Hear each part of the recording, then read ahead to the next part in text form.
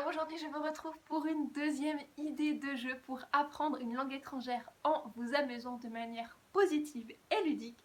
Alors si vous avez envie de découvrir cette deuxième idée, et bien c'est parti.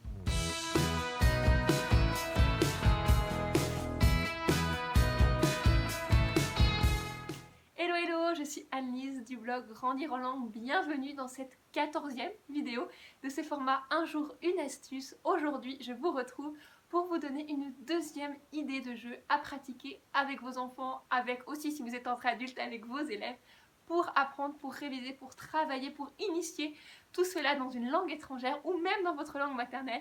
En tout cas de manière positive, joyeuse et ludique, c'est ça le message que je veux vous faire passer. Aujourd'hui je vais vous parler d'un jeu tout simple. Si vous me suivez sur les réseaux sociaux, je suis une grande fan de ce jeu qui demande peut-être à peine de matériel si vous voulez le créer vous-même, mais qui est très simple. Il s'agit du jeu de Memory.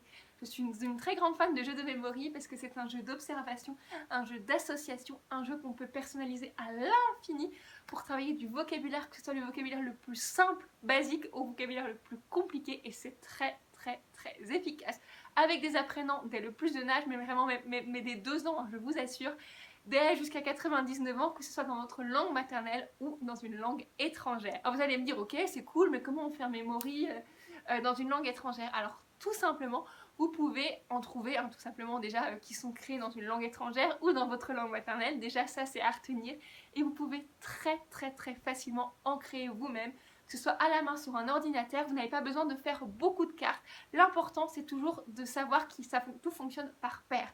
Donc à chaque fois que vous créez une carte, vous devez avoir un équivalent en face. Alors l'équivalent, ça peut être un contraire, pour apprendre par exemple les adjectifs de contraire. Ça peut être un mot avec une image, ça peut être un mot dans une langue, un mot dans une autre langue, ça peut être voilà, des choses auxquelles que vous imaginez. En tout cas, ce qui est très important, c'est que ça fonctionne par paire et que chaque paire, il y a un lien logique, cohérent, et qui va être important à retenir pour l'apprenant. Et c'est ça qui va retenir, c'est l'association en fait que l'apprenant va créer dans sa tête, dans le cerveau, et qui va lui permettre en fait de développer son langage, ses connaissances dans la langue, sa langue maternelle ou la langue étrangère. Commencer à partir de 4 ou même de 6 cartes, peut-être que 6 cartes c'est intéressant, mais je l'ai déjà fait avec mon fils à partir de 4 cartes pour des enfants jeunes, ça peut déjà être une bonne base. Donc voilà, un exemple tout simple. Avec les couleurs, vous écrivez rouge, jaune, bleu, vert, et vous faites une petite pastille de couleurs sur les cartes en face.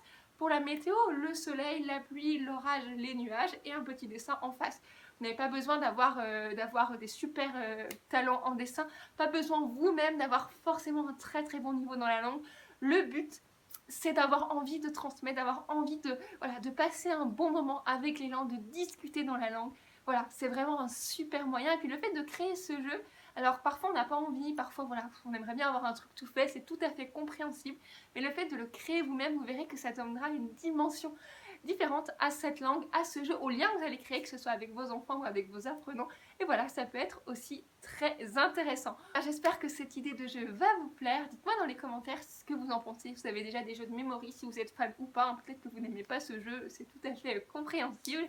En tout cas, voilà, je serai très heureuse de partager avec vous. Je vous dis à très vite pour la prochaine vidéo. Pensez à vous abonner à la chaîne pour ne rien rater des prochaines astuces et des prochaines idées de jeux. Prenez soin de vous et à très vite. Ciao!